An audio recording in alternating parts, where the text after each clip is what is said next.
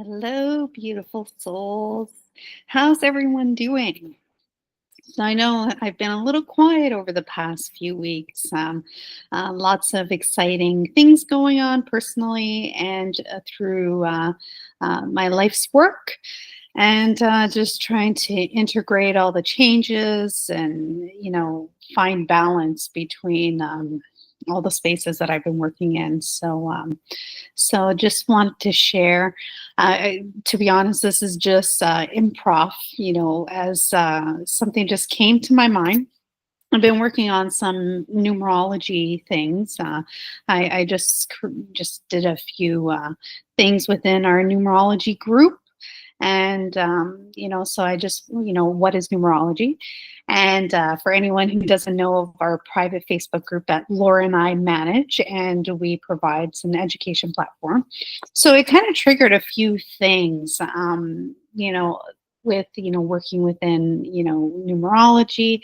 It is a tool that I use every day, and I've shared many videos on my YouTube channel, and within our What is Numerology Facebook group.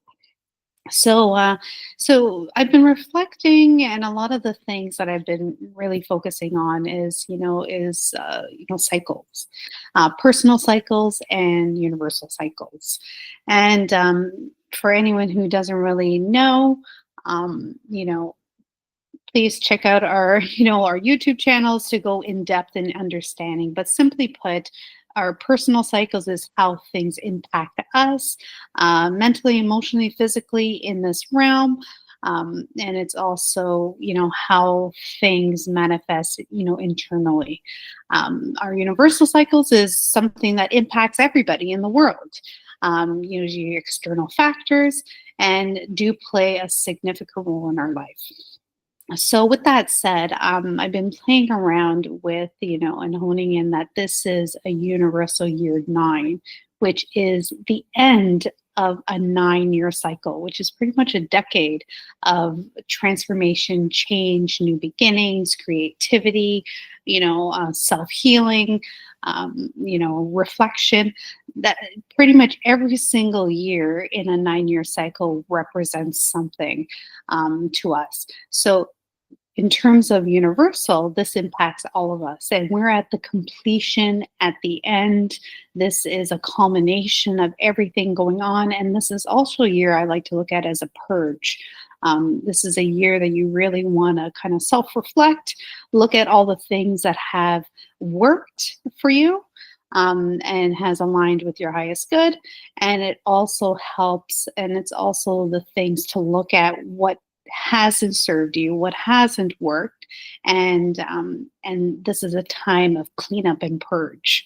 So because next year we go into a year 1, which is all about new beginnings, it's about leadership, it's about moving forward, and really in a year 9, you really want to really purge and eliminate the things that have not served you, because chances are, if you don't move forward and purge those things that had not served you, chances are you'll be bringing that into your year 1, and it'll follow you through the next 9 years of your life. So a very pivotal time. So playing with that, it's interesting. I've been also doing a lot of work, and a lot of the clients and things that I've been working is in the space of creating unconscious change.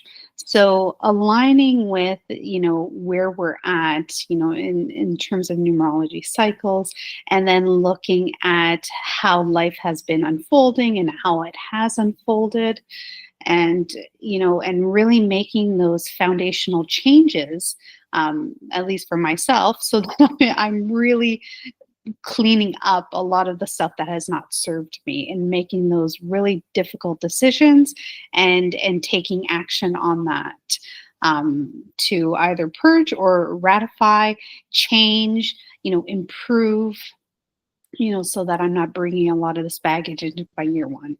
So the things that have been coming up and working, as a hypnotherapist, as an NLP trainer, and a trainer in hypnotherapy, and working in the space as a practitioner and in numerology. And a master practitioner in timeline therapy. So a lot of these tools work with the unconscious, subconscious spaces. So making these changes, a lot of limiting beliefs and limiting decisions have been significantly been coming up over this past year. And it's been interesting how when we go through our own, self-healing and self-work and, awareness and releasing, and we sometimes have these presumptions that, when things come up, that these are things that we've already dealt with. And sometimes, we think that we've dealt with something, but really it'll come back in a different form, in a different space at a different time. This is pretty normal because the way it works, the way we look at the unconscious mind and the way we look at how we process information and how we move through this time space, you could look at us as an onion. As you peel away those layers, sometimes those old limiting beliefs, those old limiting decisions come up. So, what is it that we do? Like, how do we move forward in this space, so that we could, like being in a year 9, we want to create those those foundations so that when we go into that year 1, that we've purged and cleared out a lot of the things that have not served us, yet we're dealing with all these limiting beliefs and limiting decisions. So this is kind of what I've been dealing with, and it's been interesting because some things, like I said, some things that I thought I've dealt with, have really come to the surface, and been really tagging into a lot of the self-work, and using hypnosis as a means to really, really help me in terms of dealing with those limiting beliefs and limiting decisions. For myself, there is different processes that I work in, being a trainer and a practitioner in hypnotherapy, being a hypnotist, really honing in on creating those subliminal changes, and I have different practices that I do in the morning and at night. For myself at night, that is such a pivotal time because when you're at night, your unconscious mind, your subconscious mind is constantly active. Whereas your conscious mind, which is what holds all these limiting beliefs, limiting decisions, patterns,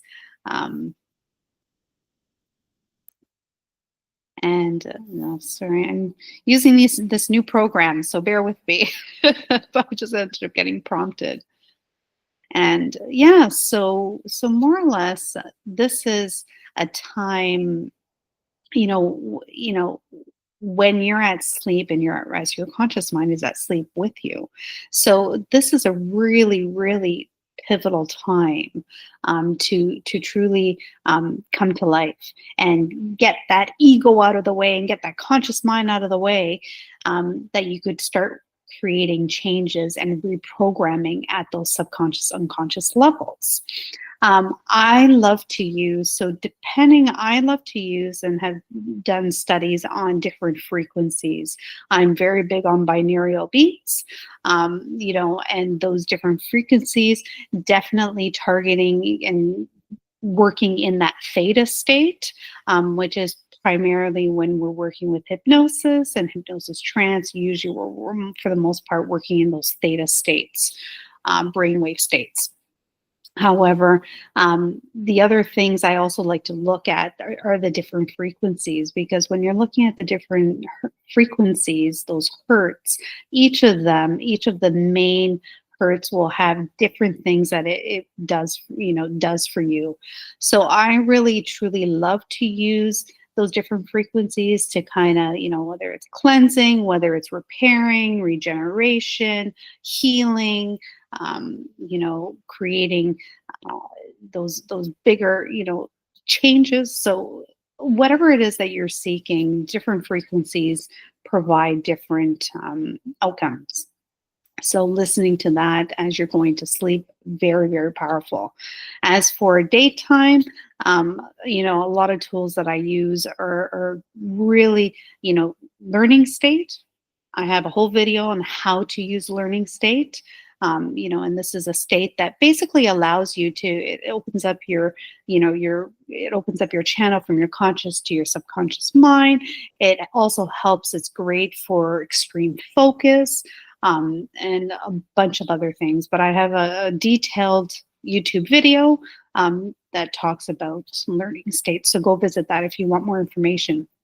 So I'm continuously putting myself and working in that state because it is a very light state of trance.